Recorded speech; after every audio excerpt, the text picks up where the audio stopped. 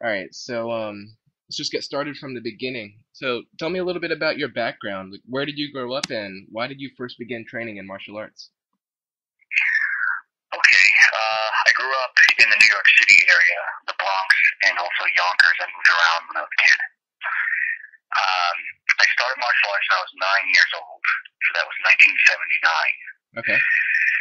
Reason for starting, basically, um, my brother was the one who kind of got me into it. He was worried that I was just going to get myself killed because I was this little scrappy kid who had a really bad temper and would fight at the drop of a hat.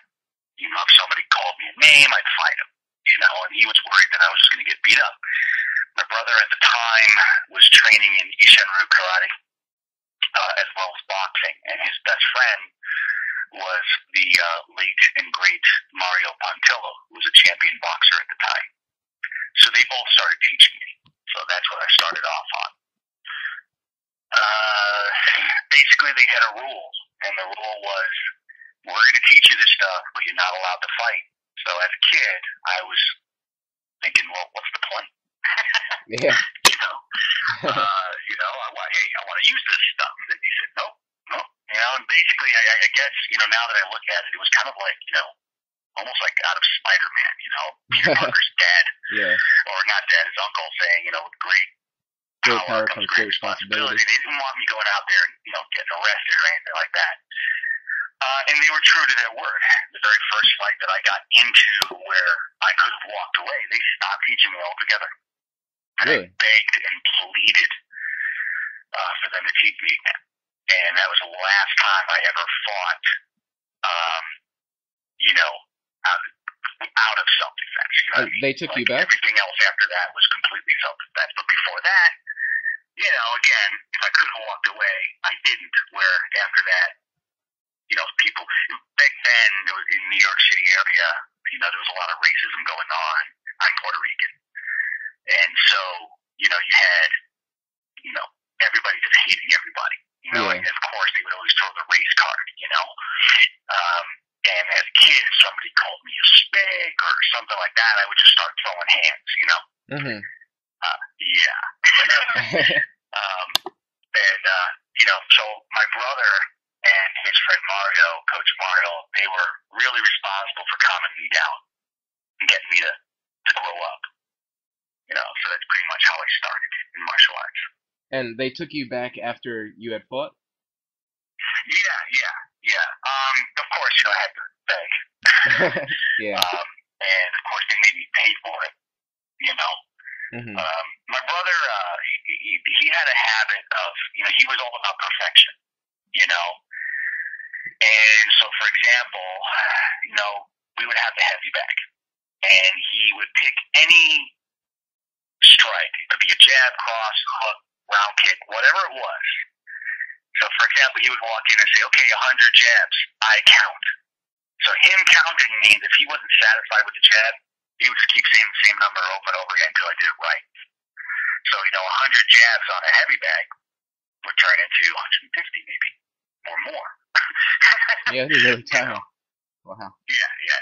He was pretty brutal, but it was a good thing, because it was my taste of reality as a kid. Yeah. So I didn't grow up as one of these kids who joined a martial arts school who never fought, didn't know what it was like to get hit or punched or slammed, didn't know what it was like to lose. I lost more than I won when I was a kid. So I already went into it with a knowledge of fighting. And as a result, I then, and still to this day, live by the, I don't care what I do to win or survive, I'm going to do it. I don't care if somebody says, oh, that wasn't boxing, or that wasn't Wing Chun, or that wasn't Kali. I don't care. If I have a bottle in my hand and you're threatening my wife, you're going to eat that bottle. You know what I mean? Yeah. So it's why I'm kind of fast forwarding here. It's why I'm a little bit on the controversial side these days. Yeah. Or I should say always, because a lot of martial artists, and this is just my observation. It's an opinion. You know, opinions are worth whatever. A lot of martial artists, in my opinion, don't have fight experience. A lot of them. Oh yeah, Wouldn't you say that's true from your experience? Oh yes, absolutely. Yeah. And so they see some pretty interesting things. And people who actually fought kind of laugh. They kind of chuckle. And, you know, like, wow, I can't believe that guy just said that, you know? Yeah. Unfortunately, I have a justice complex. And so when somebody says something really stupid, it's always on Facebook. They don't say it in real life, because in real life, at least you have the luxury of saying, oh, well, let's touch, let's go. Yeah. You know, friendly-wise, fine. But on the internet, you know, they say some pretty interesting things, kind of like the people that really hate Danny Orton. Yeah. You know, and they don't hate him because of his skill. They hate him because of what he stands for. He stands for reality. He's a guy who was a fighter before he got into Wing Chun. And he's only been doing Wing Chun for like 3 years, I think. I don't remember exactly. And for a guy who's only been doing Wing Chun for such a short time, how dare he, right? Yeah. You know? So that's one of the problems that I have, you know, is I call people out on their BS, you know? Yeah. And that gets me into trouble in Kung Fu. Okay. And what drew you to practicing Wing Chun? Say again? What drew you to practicing Wing Chun? What year I started Wing Chun? What drew you to practicing it? I can't really hear you right there. Oh. Hold on a second. Sorry. Hold on, buddy. And my son just got home. I was asking why you started with Wing Chun instead of different martial Why arts. I started Wing Chun? Okay. Yeah. Sorry, my phone probably cut out. Oh, that's no problem. To be honest, I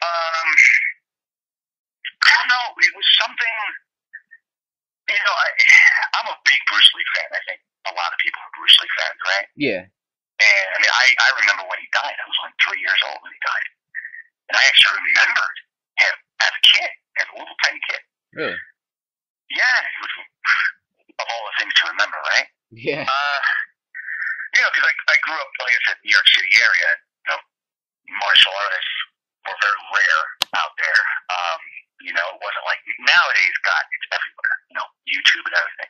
Mhm. And I dabbled. I was a consummate dabbler. I dabbled. The only art that I really stuck with was boxing. You know, I started boxing when I was 9 years old. I got into JTV when I was 12. I kind of in and out of JTV and Kali my whole life. You know, I never really was interested in pursuing it as far as wanting to be certified or anything like that. Because again, my mentality was, I just want to know enough to kick anybody's ass who tries to hurt me. Yeah. You know what I mean? Yeah. It wasn't, oh, I need a belt. Oh, I want to have a certificate. I just want to be able to hurt people that try to hurt me.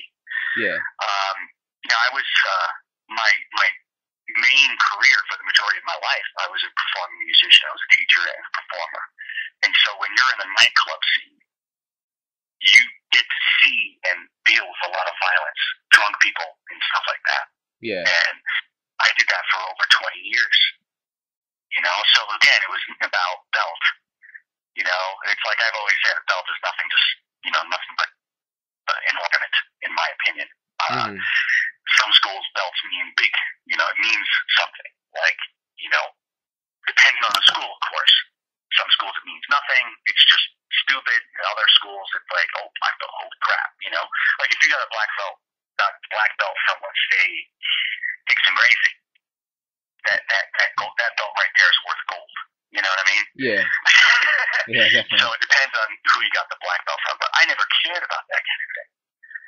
And when I was in my early 20s, I think it was 20 years old, 21 years old, I started training in Fujian, like Crane Kung Fu. And I just knew it wasn't right for me. It was good, but I was still missing something. And then one day, I don't know where, I think maybe I overheard Dan Inosanto or somebody, I don't know, talk about Bruce Lee and about his original training in Wing Chun. And I went, oh, what's this? So I started searching for Wing Chun schools. Unfortunately, where I was at the time, I left New York in '89, and I moved up to upstate New York, so Syracuse area. And then I wound up in Rochester, and I looked and looked and looked for Wing Chun schools, and I only found like 2 in Rochester, New York. And I know this is going to sound very arrogant, but when I walked into these schools to check them out, immediately I got the feeling that I can beat the crap out of the head instructor. Very arrogant, I know, but that was the feeling I got. Again, I'm in my 20s, right? Yeah. So I walked out. I'm like, I can't train with anybody that I honestly, truly feel I can beat. I went to the next school, same feeling. So I almost gave up. And then by some luck of God or whatever you believe in, I was looking in a Kung Fu magazine, at the back of the magazine, a place I'd never looked at. And I saw this tiny little ad for a Wing Chun class in Buffalo, New York. I said, yeah, why not? So I contacted the guy, and he said, yeah, come on down. So from Rochester to Buffalo, we looked at about an hour drive. So I drove out there, and the minute I met this guy, I said, he will kill me. I just knew it. This guy will beat me senseless. So I started training with him, realized this guy had great skill. I couldn't touch him. If I threw a punch at him, they wouldn't land.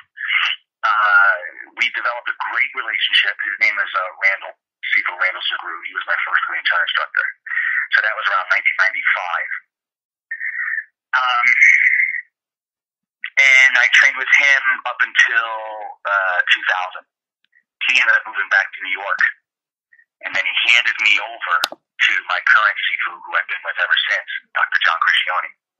So basically what drew me to Wing Chun was just kind of like this deep down feeling that I hadn't quite found the art for me yet. And something was saying, like a gut instinct was saying, hey, go check out this Wing Chun stuff. You know? Yeah. Can't really explain it, but just the philosophies of Wing Chun. And now, the internet back then was not as vast as it is now, so finding information on Wing Chun was not too easy. It was basically you had your choice of books, magazines, and really, really shoddy internet information. And again, the internet was pretty lame back then. Yeah. So I didn't have anything to go on other than just gut instinct. I need to find out what this art is that Bruce did and that Dan Inosanto talks about. So that was pretty much what drew me to Wing Chun. What kept me in Wing Chun, more fortunately, were the people that I met and trained with. Because I met some pretty bad ones, but mostly really good people that understood where I was coming from as a guy who just only cared about scrap. You know what I mean? Yeah. Didn't care about lineage. I didn't care about name dropping or sitting there and typing, all this awesome stuff that I know about martial arts. Now I'm not a slouch. I don't want you to, think that I don't know Kung Fu history and I don't know the inner workings of Wing Chun, but I think my grounding as a person who actually got his ass kicked, and did ass kicking and just sparred hard and is not afraid to get hit, not afraid to do the hitting. I think that gave me a unique perspective. Well, not unique. I shouldn't say that. I guess it gave me the perspective that a fighter has. Yeah. Give me an example. You like boxing, right? Yeah. Okay, I love boxing. I freaking love boxing. Yeah, me too. And a friend of mine recently got in this conversation about head movement, right? Now, for me, there is proper ways of doing head movement, but I don't overthink it, To me, head movement is head movement. Get the hell out of the way. Just move your head so you don't get hit. Now, there's safe ways and unsafe ways, but everybody knows that in the heat of the moment, when the fists are flying, you do whatever you have to do. And if it doesn't look so great, as long as you didn't get hit, you were right at that moment. It's like Francis Fong said, he goes, people talk, but the one still standing can say anything he wants. The champion boxer can say anything they want because they're the champ. You know, Mm-hmm. people like Anderson Silva who were under fire. You know, people ripping on him. Oh, he doesn't stay in the pocket and he just runs around and he doesn't finish fights. But the guy was a champ. And in my opinion, he still is a champ, even though unfortunately the last two fights were pretty bad for him. You know what I mean? Yeah. So the way I look at martial arts again is it's not about what looks perfect or what looks, you know, like authentic this or that. You know, it's about being effective. That's what it's about. It's about being able to when you have to do it, when you're under that stress, you don't turn into this swinging buffoon and you actually can get the job done. I Yeah. guess that's it. Okay. So, besides Wing Chun, boxing, and JKD, are there any other styles that you've practiced? The only art that I practice now is Wing Chun because I'm trying to get really good at it. Yeah. uh, yeah, I started Nation with karate, boxing, JKD, Kali. I did small little stint with Aikido. Really wasn't an art for me. I did Fukian White Crane Kung Fu. I even trained in Krav Maga for a short time just to see what it was like. But Wing Chun is really, that's it for me, you know. So there's no other Yeah. styles I that you would would like to love learn to in the do, future? what's that? So is there any other styles that you would like to learn in the future then, or just stick with Wing Oh, Chun? yeah. Oh, yeah. If I had the time and money, I would be enrolled at the local jiu-jitsu school. There's a phenomenal jiu-jitsu school out here, Tai Kai. And these guys, oh, man, they're awesome. And we're good friends. I just don't have the time, you know? Yeah. If I could, I'd be there. I'd be there training. If I wasn't teaching, I'd be training in jiu-jitsu because I think jiu-jitsu is beautiful. You know, I was just like anybody else when I was a kid. When I saw the first UFC and I saw people go to the ground, I was like, what the hell is this crap, you know? And because I didn't understand it. You know, it was just guys on the ground. It didn't make any sense to me. You know, I wanted to see, you know, people just beating the crap out of each other, you know, standing up like boxing. Yeah. And the more I started getting, you know, it's just like anything. You know, well, why are they winning so much? Well, now I need to figure this out. So you start reading up on it, you start studying it, and you start to really appreciate it. It's like looking at art, you know, and you look at art right away, you get that first glimpse. Oh, there, it's a picture of a tree. But then you really look at it and you see the strokes and the different techniques the painter used, depending on how good the painter is. So now when I look at, you know, jiu-jitsu, it's like art for me, and I would love to someday be. I mean, I've trained in it a bunch of times, and I've never been a full-time student. You know, Yeah. and even in the small times that I've actually gotten together with people who are authentic jiu-jitsu guys, I was always blown away. Like, this is something that I would like to do. Yeah, I feel the You same know, way. I love jiu-jitsu. The strategy, how it looks, everything about it.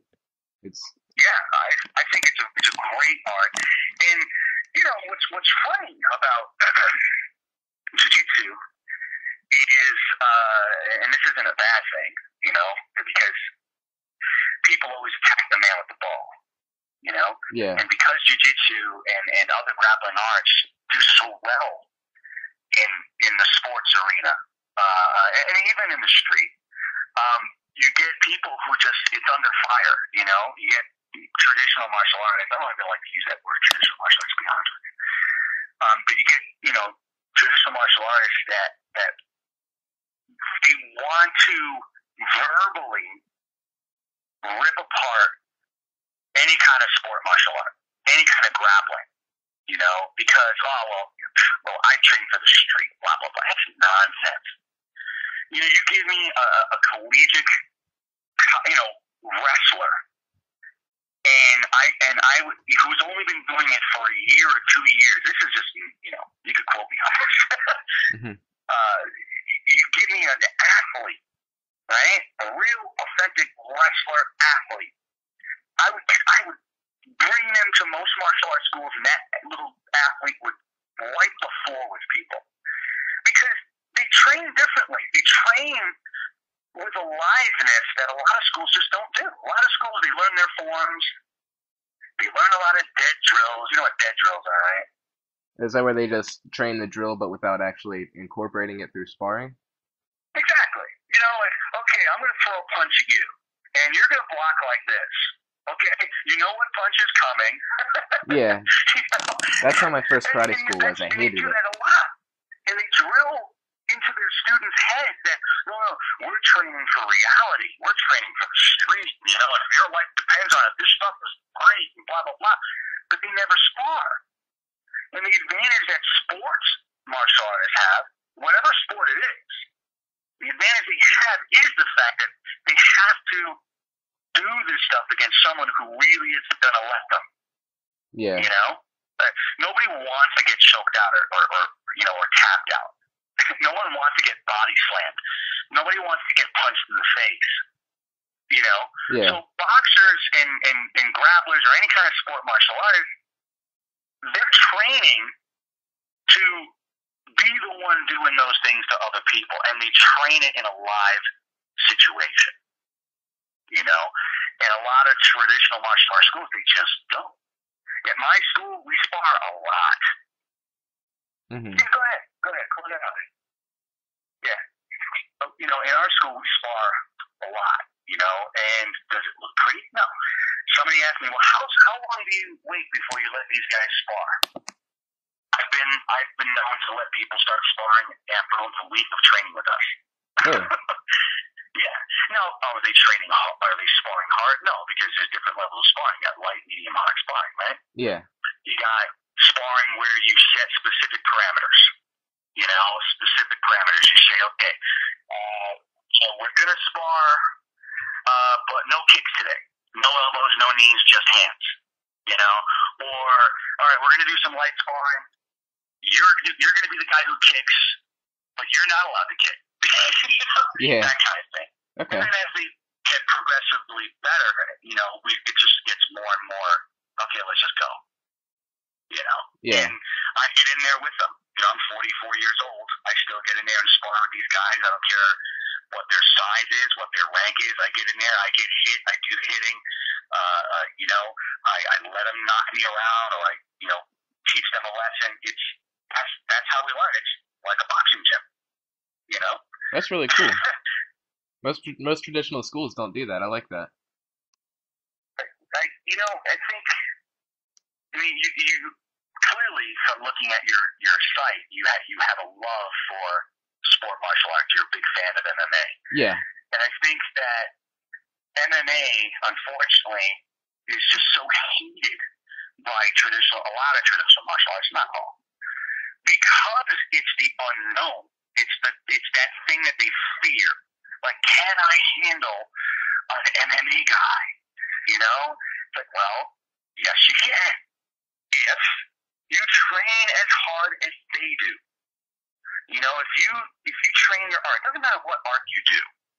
If you train your art and you know, train really hard every day, you know, 4, 5, 6, 7 days a week, and you do the sparring, and you know, your sparring is just like anything else. It's, you know, graduating system. You start off light, and eventually you guys are racking up the gear and going at it.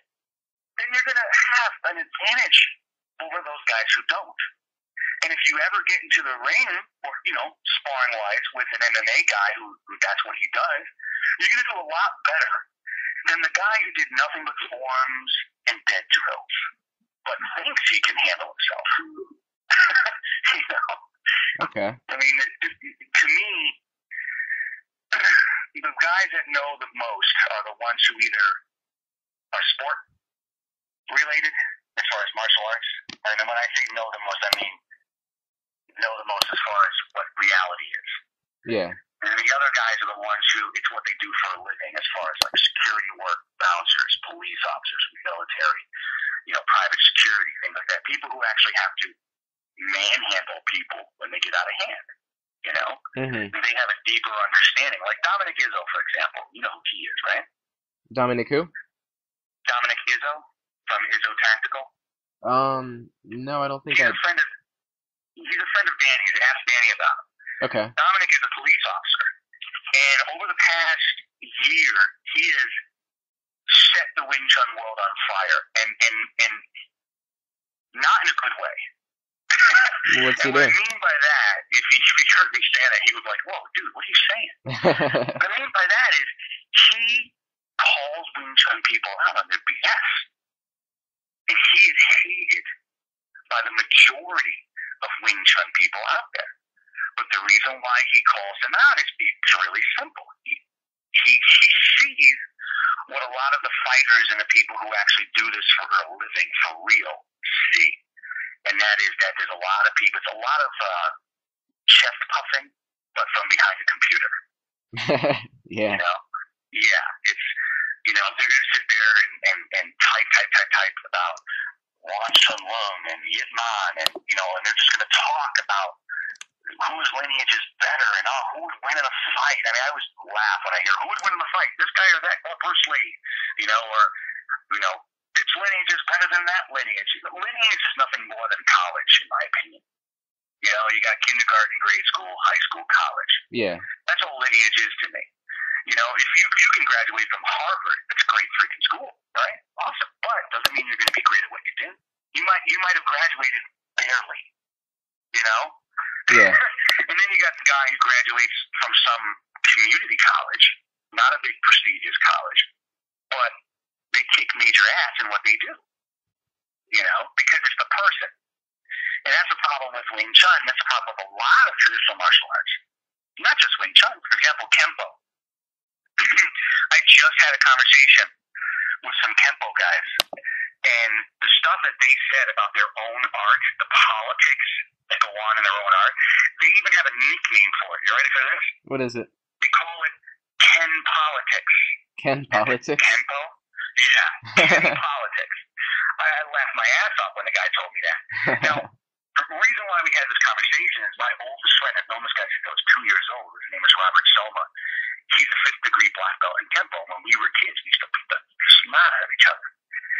And about almost 10 years ago, he shut down his school, just shut it down. I was shocked, because at the time, I was just starting as a martial arts instructor. And he said to me that he shut it down because of the BS politics. He wants nothing to do with it. And a lot of Wing Chun people are doing the same thing. They're just pulling out of the world of Wing Chun, not because of the art, but because of the BS politics that go on and the chest puffing from behind the computer. You ever notice that martial artists, when they meet face to face, they're so freaking cool with each other? Yeah. They Always. shake hands. They give that whole right hand shake, left hand hug thing. Yeah. And they call each other bro. And they're so nice in person. And then it goes behind the computer, and then it's not the case. I mean, I've had people say some pretty nasty things about me on the internet. Right? Yeah. I've given these people my address. I'm like, look, here's my address. Here's my school. You can come by any time. We can train. We can spar. And if you really hate me, I guess we can fight. Not one has stopped by yet. Not one. Yeah. It's not like I'm some badass. I'm not giving out my address thinking I'm going to beat this guy's ass. But I'm willing. I'm willing to say, you got a big mouth. Let's get together. Yeah. I mean, Dan Morgan, how old is he? He's a young guy, right? Yeah. I can't wait to meet Danny. He's taller. His arms are probably longer than my whole body. But I'm itching to spar with him. Now, so many people duck him. A lot of people duck him. They don't want to chase out with him. Because he's this guy who's only been doing Wing Chun for 3 to 4 years, and he's making people who've been doing it a long time look bad.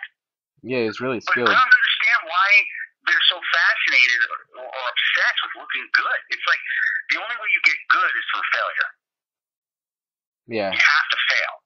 If you're a grappler, you got to get choked out. It's gonna happen.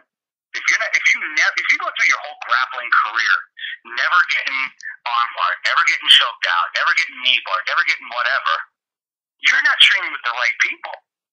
Yeah, because then when it does happen, you won't know what to do. Yeah.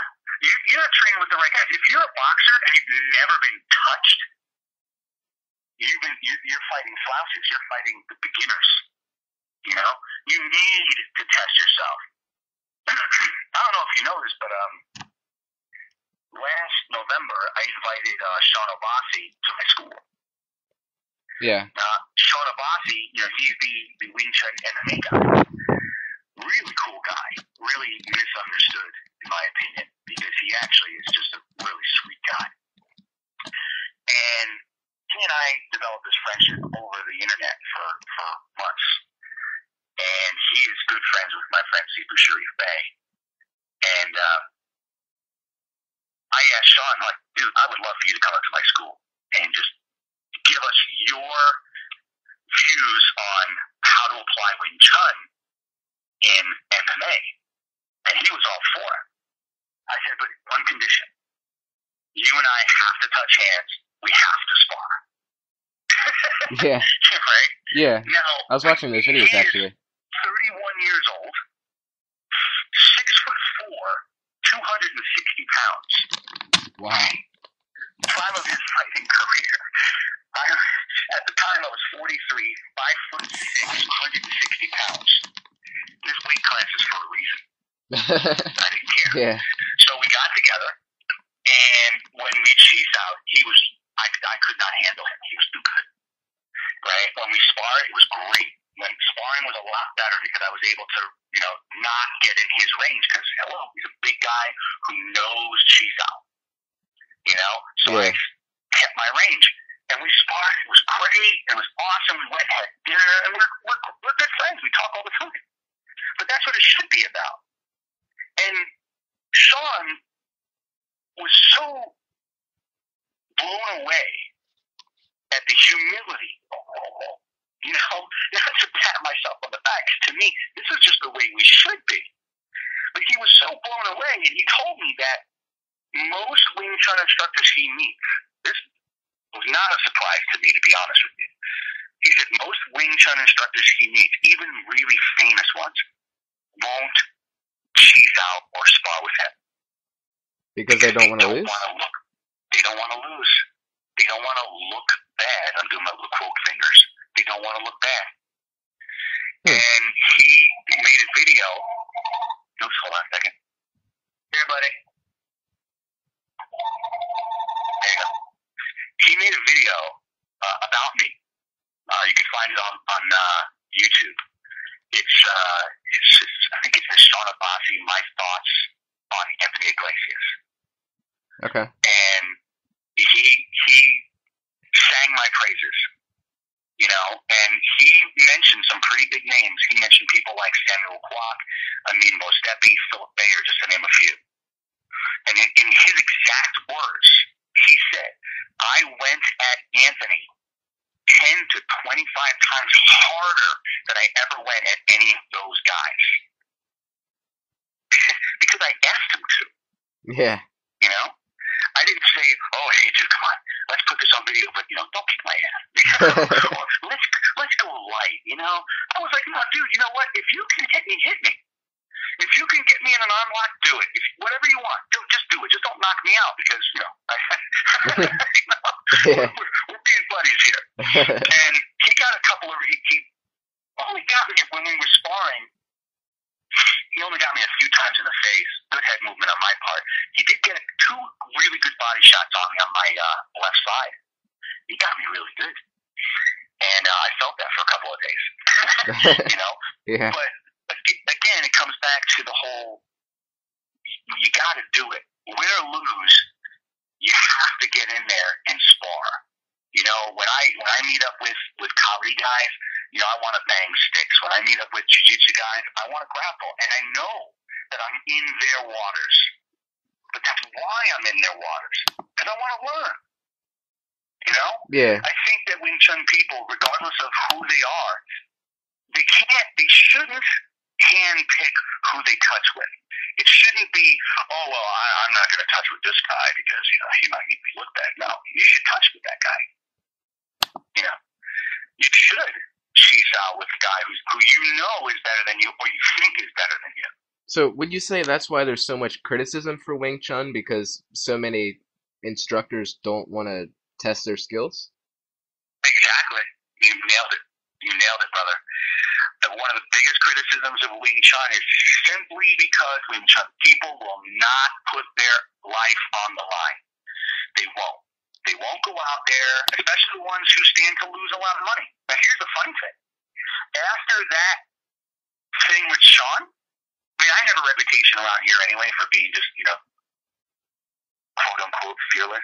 Everybody has fears, but you know what I mean. Yeah, But I'll spar. yeah. um, After that whole Sean thing, my membership went up. Hmm. You know, wait a minute, wait a second. Why is this little guy's membership going up? Because people like the honesty. Yeah, You know, I mean, you wouldn't stop training with Anderson Silva simply because he lost a few fights. yeah. You wouldn't stop. You know what? I remember this, and it blew my mind. Hoist racing, right? Hmm. He was like the man when UFC first came out. Right? He was kicking everybody's ass, right? Yeah, And when he fought Matt Hughes, I remember the whole. He said, "Oh, this is my house." Remember all that? That was really cool stuff. hmm. And unfortunately, he got his butt kicked.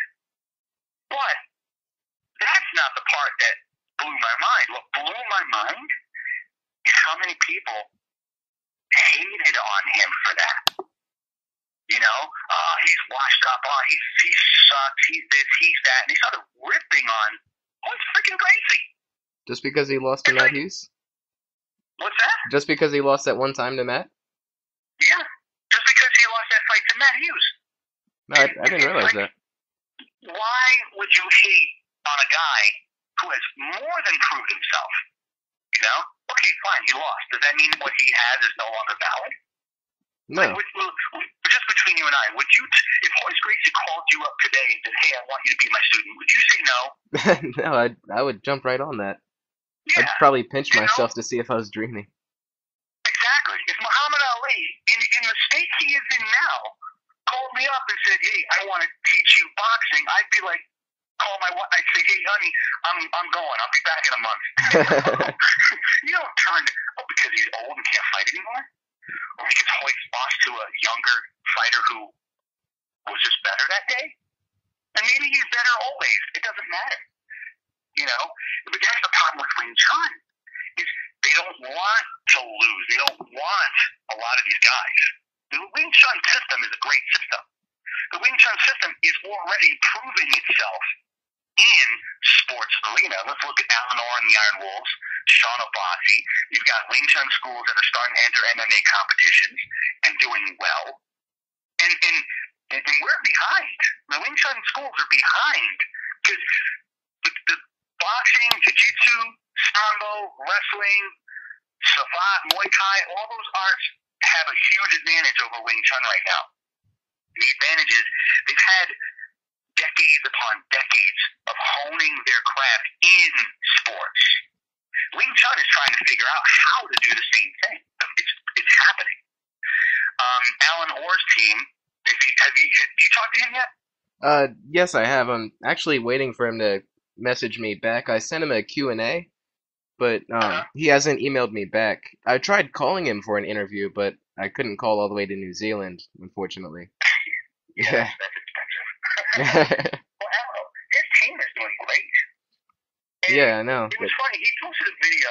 He posted a video in my group, and it was a knockout. One of his guys knocking somebody out, and somebody immediately said, "Well, that wasn't a Wing Chun punch." And he stopped. And what I love about Alan, he's much more level-headed now than he was a few years ago. A few years ago, he would have lit into this guy. And anybody who's been following the online stuff for a while would know that Alan would have ripped into this guy, but he didn't. Alan just said, "We're an MMA school. Our primary striking art is Wing Chun. You can't tell us we're not doing Wing Chun." That'd be like, I don't know, if I did some kind of weird neck choke or neck crank on you, and you tapped, and then you turn around and say, that wasn't jiu-jitsu. What? Yeah. You know, Alan Orr's team is doing really well. They've done hundreds of competitions. They've won the majority of them, and their primary art is Wing Chun. So Alan Orr has figured out how to bridge, to cross that bridge of, an art that was made for the street and bring it into, the sports arena. I've heard Wing Chun people say, well, you can't do Wing Chun with gloves on. That's ridiculous. Like the glove means anything. Oh, well, if you can't poke the guy in the eye, well, then it's not Wing Chun. Yeah. Ridiculous. So. Yeah, but go ahead. I'm sorry. I was just gonna ask, what about martial arts made you want to dedicate your life to it? Like, be training for so many years and become an instructor. Like, what about it drew you to it? That's a really good question, man. Honestly, I just love it. I don't love the politics, that's for sure. Just to give you a little background on me, I mentioned music earlier. I'm a retired music instructor and performer. Music was my passion. When I was a kid, I actually stopped training in martial arts for almost 5 years because I felt I knew enough to defend myself. And against most young people, you don't need much, to be honest. Yeah, they're already stumbling around as it is. Music, yeah. But, I was on stage and, all that stuff. And what made me kind of pull away from music was when I was a kid, I wanted to be a rock star. I think every musician, when they're a kid, they want to be famous. Yeah. The older I get, the more I realize I didn't want to be famous. That's, who wants that, Yeah, no privacy or anything. Yeah. So I pulled away. And also, not just the lack of privacy, but also, people telling you what to do, record companies trying to make you something you're not, all that stuff. Yeah. So I pulled away. And I just taught music and, had a band for, different bands for many years and all that stuff. And I was very content. Martial arts, for me, has always been about the love of the science of martial arts. I don't like violence at all. Believe it or not, I know it might sound weird coming from me but I told you a while ago, but I actually hate violence. Really? I hate it. However, the science of violence is really intriguing to me. I read up on it. I read histories of military sciences. I watch everything I can. The worst thing that ever happened to me was the invention of a smartphone. Why? Because now I can watch YouTube anywhere I am. If I'm at a dentist appointment waiting for the doctor to call me in, I could be watching martial art videos and music videos and whatever I want. Yeah. The reason why my 95% of my Facebooking is from my phone. Yeah, I've noticed you're always on the mobile. I never see you on web. Every time I try to message you. Yeah, always on the mobile. So, martial arts, what drew me to it, to dedicate, I guess my first passion will always be my family, my wife and my children. That's my number one passion, always will be. But before my wife and kids, music was it. Music was the number one thing. If I had a choice, I would give up everything else and keep music. And it's still the same. I mean, if I was given a choice, no more martial arts or no more music, I'd say no more martial arts. I love music. But I love martial arts. Martial arts is like a hair below music, Yeah. And it's the science. It's that part of it that I really love about martial arts. The thing I hate the most, I'm sure it's the thing that you and guys like Danny and pretty much most of us really hate, is the BS politics in martial arts. Yeah, definitely. You don't really hear about this stuff in jiu-jitsu. You don't hear about jiu-jitsu schools talking smack to each other. Because jiu-jitsu schools, I think, not just jiu-jitsu schools, I think most sport martial arts, boxing, kickboxing, you name it.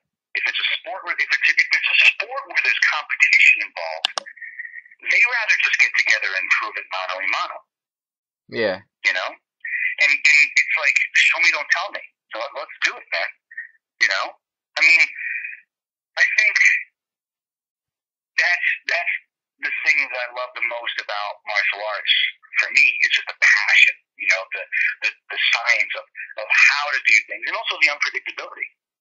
Because you don't know who's in front of you, you know? Yeah. You can meet a guy for the first time, and you don't know what you're gonna, you know, what you're dealing with. And there's a kind of fascination there. There's kind of like this intriguing quality to that. Like when I met Sean, I kind of knew what I was getting into, but I kind of didn't, and that was cool, you know. And that pushed me to grow because I don't let my age and my size be an excuse, you know. Yeah. So that experience with Sean made me push myself harder to get better at my cheeks out. And it reaffirmed that my long game was pretty good to keep a big guy off me. You know? Yeah. Could be better, you know, but it was pretty good. So, yeah, I guess that's it. I just have a passion for it. I love it, you know. Okay. All right. So these next couple of questions are going to be about your school. Okay. How long after training did you first begin teaching? How long after training? Yeah. Let's see. As far as Wing Chun is concerned, Yes.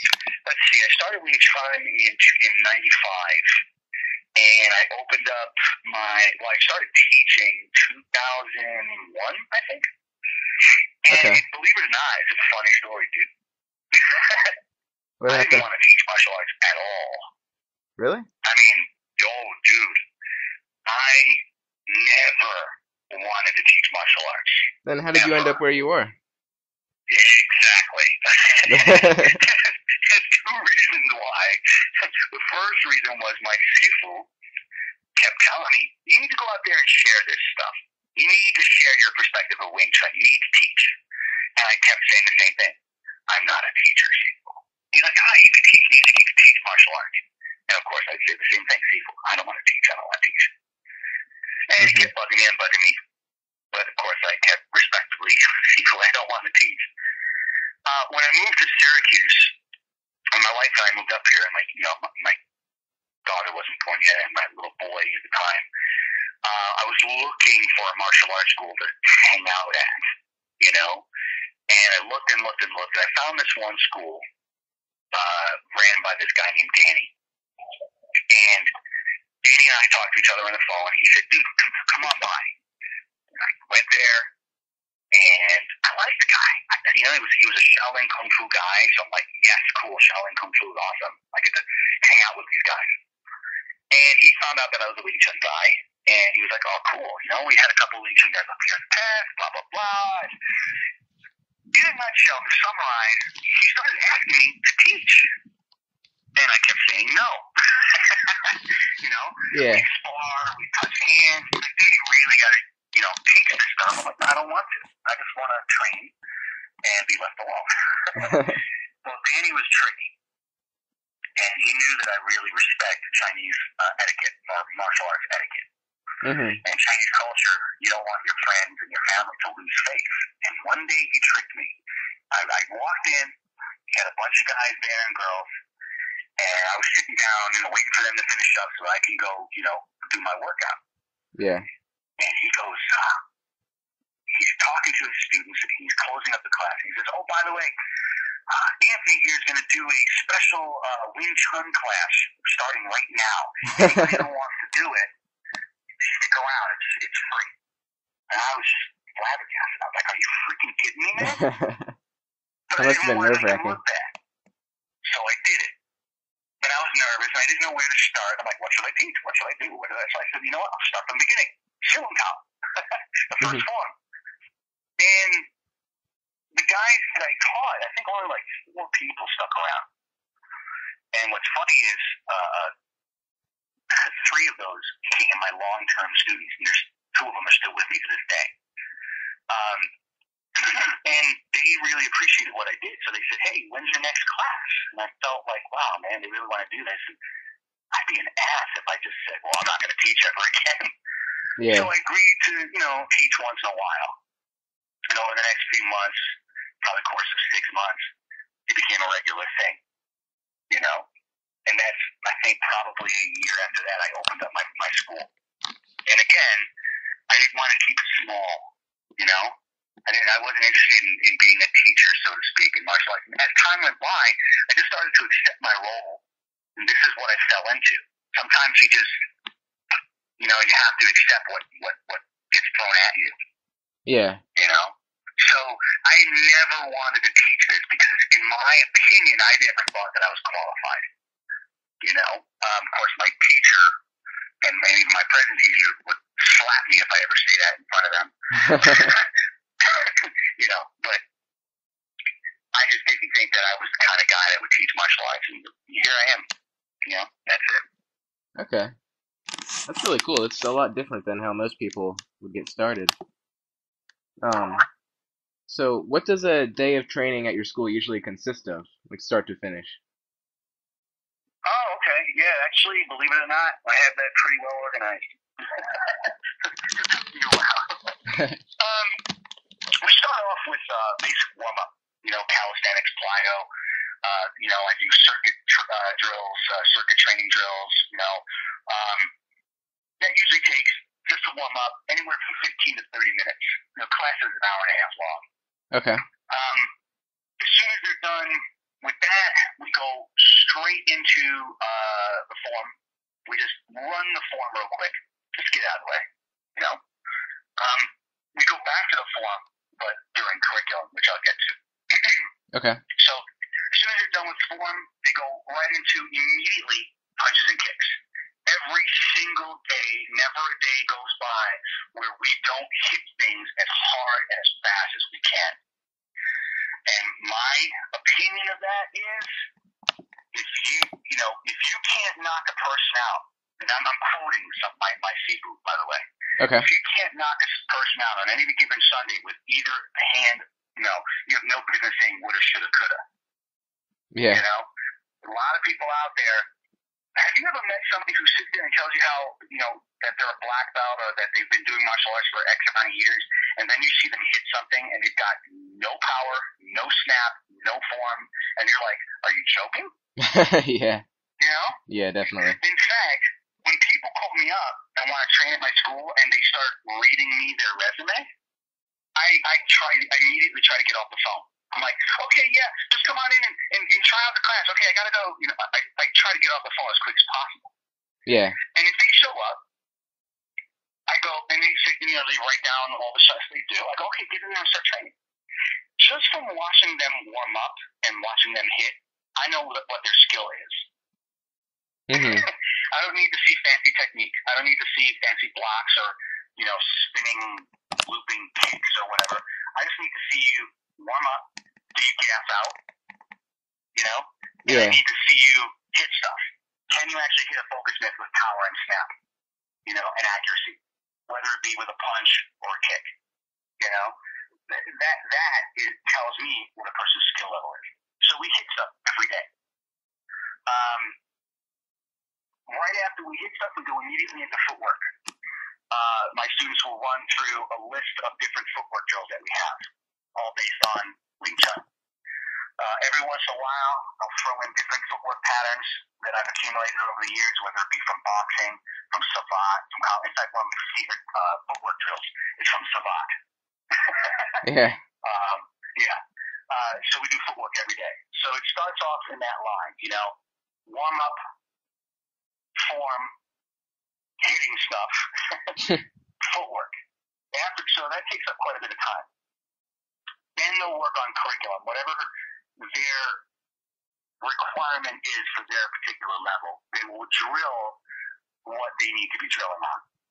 So if it's a blue sash, they're going to be working on their blue sash stuff. If it's a brown belt, they're going to be working on their brown belt stuff. And we do that. We'll either do that for the rest of the class, or we'll do that for 15, 20 minutes, maybe half hour, depending on how much I really need. And then after that, we do whatever I want.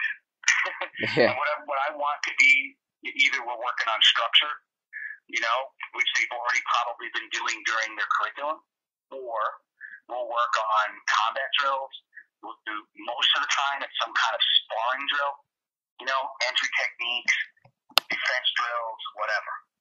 Usually at the end of a class, I teach 6 days a week, so probably 2-3 times a week we end class with sparring. Like for example, last night we ended with sparring. We did about 5 minutes of hands-only sparring, and it was very organized. Like okay, we're going to work on these types of drills. Let's see if you guys can get it in. You guys don't let them, that kind of thing. Yeah. So the way I run the class is pretty systematic.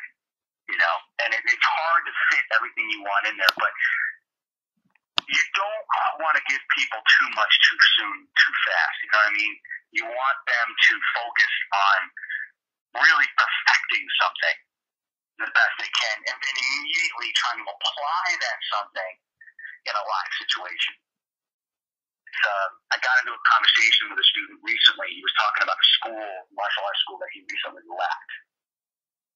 The reason why he left is he felt that they never really focused on any one thing. He felt like it was kind of like a goulash, Yeah.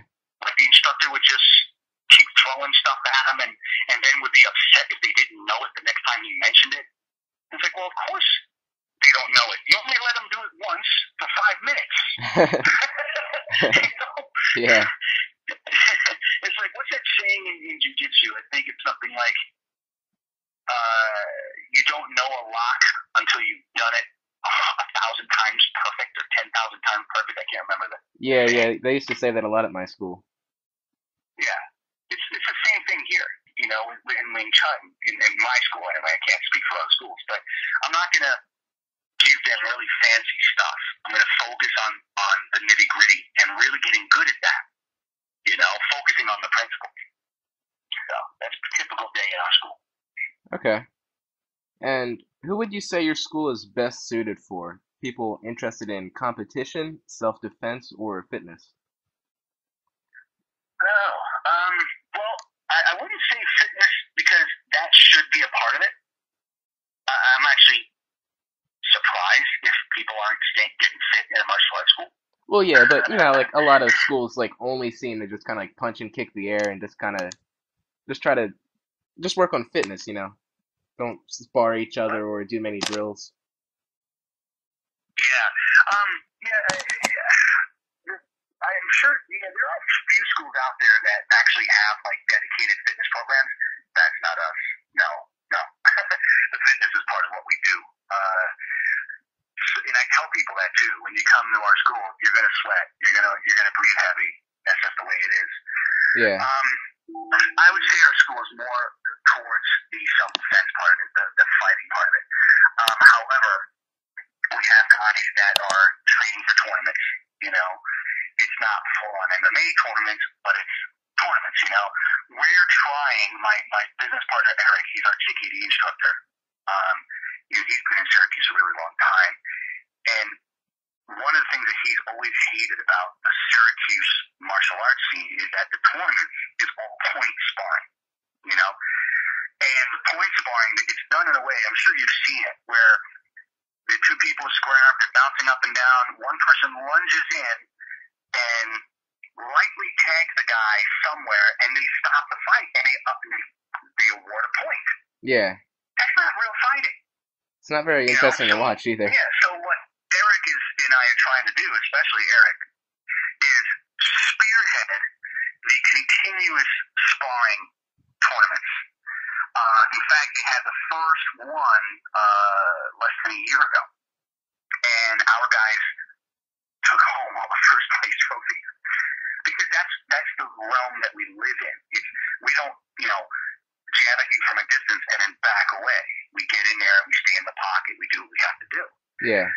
And they weren't used to that, and so we're trying to kind of get them in. It's a sharing thing. It's like, listen, this is something that you guys don't do, so you might want to start learning how to do it. Because in the street, you're not going to do that lunge in punch that, wouldn't hurt a flea, and the fight's over. Yeah. You got to get in the pocket. You got to drop those bombs. It's pretty much like any fight. So, yeah, what was the question again? Oh, Yeah, so we're more a self-defense oriented school, but we definitely also lean towards the sport part of it, even though we're not a quote unquote sport martial arts school. Okay. All right. And I think this is my last question, and you seem to have already answered it, but you might think something different. What would you say makes your school unique from others like it? You know, okay, here we go. Um, I'm just going to talk about Wing Chun, Yeah. for a moment. I don't do anything different curriculum-wise than any other Wing Chun school out there. All the other Wing Chun schools, they teach the exact same thing I teach. Maybe they teach more, maybe they teach less, maybe they teach better, maybe they teach worse. I don't know. But we all teach the same things. We teach them the form, Silam Tao, Tum Kyu, Buji. We teach them Chi Sao. We start them off with the single hand Chi Sao and then the double hand Chi Sao. We all teach the same things with slight variations depending on the family, right? Yeah. So I don't, in that regard, I don't think I'm any different from any other martial arts school out there that offers Wing Chun.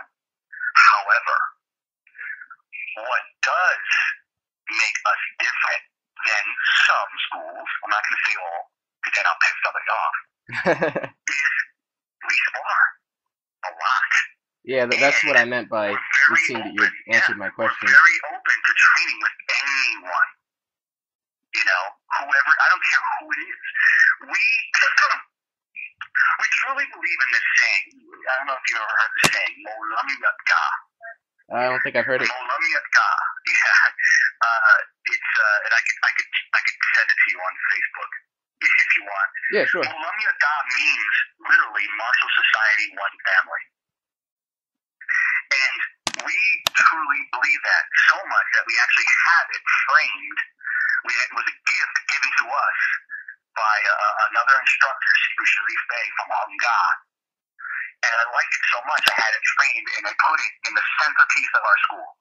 And I always point to it. And I tell my students, martial society is one family. It doesn't matter what style they are. Everyone has something to offer. Everyone can teach you something. Yeah. And so in our school, we don't look at other schools as competition. We look at them as brothers and sisters, cousins, uncles. We look at them as a very valued part of our growing experience. So, for example, if you guys ever get the opportunity to come to Syracuse, not that you would want to come to Syracuse because, it's not like New York City with all the sights, but there's something very unique that we have here that I haven't heard anywhere in the world. Our school is in a mall, right? And when you hear that, you go, oh, Jesus, a martial arts school in a mall. Well, let me explain. There's a mall in Syracuse called Shopping Town Mall. And it was going to be, part of it was going to be torn down and then rebuilt. So a lot of the stores that were there, the people that own those stores, they left, right? Yeah. However, the economy tanked, and the building changed owners and never got torn down, so you had all these vacant spots. Well, there was a karate school that's been there forever. His name is Randy Lawrence. He teaches Goju-Ryu. He's been in the school, in that building forever. Then a boxing school came in. Then a Hanga school. Then a jiu-jitsu school. You see where I'm going with it? Yeah. The nickname of that mall now is the Martial Art Mall. Really? Because we literally have, now the jiu-jitsu school, not the one that I really like, but a different jiu-jitsu school. Don't quote me on that. Not because they weren't good, but because they were not really nice people. They were, in my opinion, very unenlightened. They would look at other martial arts like, whatever, we're jiu-jitsu, we'll kick your ass. Yeah. That kind of thing. And I don't care if your school's great. If you're an asshole, you're an asshole. Pardon my French. But in our mall, we've got a boxing school, a Wing Chun JKD school, which is us, a Hanga, Taekwondo, fencing, gymnastics, and Goju-Ryu. Wow. All in the same mall. That's crazy. I've never seen that. We're all good friends. We all get together. We have drinks. We train together. Our students interact. You know? Yeah, that sounds really cool. I'd probably spend all my time at that mall. Yeah, yeah, yeah. And it's, remember when you asked me, what other styles would you do? And I Yeah, said jujitsu, the yeah. fencing school. I'm dying to train at that fencing school. Dying, because I really like weapons, and I've always wanted to take up fencing. And now we have a fencing school that competes. They actually compete. They take home championships. They're great people. The Taekwondo guy in our mall, his name is Sensei White. He's one of, in my opinion, the very few really hardcore, real authentic Taekwondo guys. You don't want to get kicked by this guy. You know? Yeah, The boxing school, they're small, but they go and they compete, and they're cool people. And they don't look at us, traditional martial arts schools, like, oh, we'll kick their asses. They're very cool.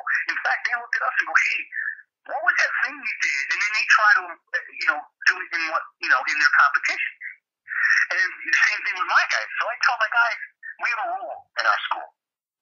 And it's not really a rule, because then it would be, it's more of a declaration. It's like, hey, you want to go out there and mingle with other martial artists? Do it. You want to go out there and train at other schools while you train with us? Do it. You want to go spar with other people from other systems? I don't care what rank you are. Do it. Because life is a journey. yeah, You don't help people by sheltering them, or a better word is stifling their growth by hiding them away from the real world. yeah, I'm so confident that our students will continue to love what we do that I open the door to them and say, go out there, train with other people, spar with other people, learn, live. Because that's how you're going to get good. That's how you're going to be an enlightened person in martial arts. yeah. And now, for example, you don't hear this too often, but the jiu-jitsu school that I mentioned is called Tai Kai. Really good guys, run by Ken Cronenberg. They have what you would typically see in an MMA style school. They've got jiu-jitsu and they've got Muay Thai. Now, the Muay Thai is run by Guru Kevin Seaman, who is the instructor of my business partner, Eric.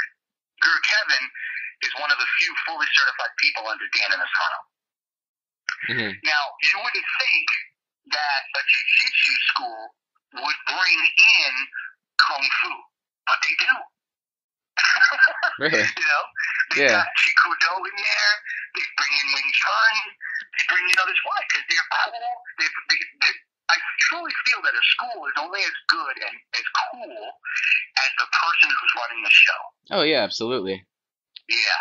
And Ken, who owns Tai Kai, you could tell that he's an open-minded guy because he invites us to his school all the time. We go there, we do seminars. He hosts a seminar. We go attend to show support and also to learn from them. Yeah. Yeah. I could go on for hours about that, but I won't.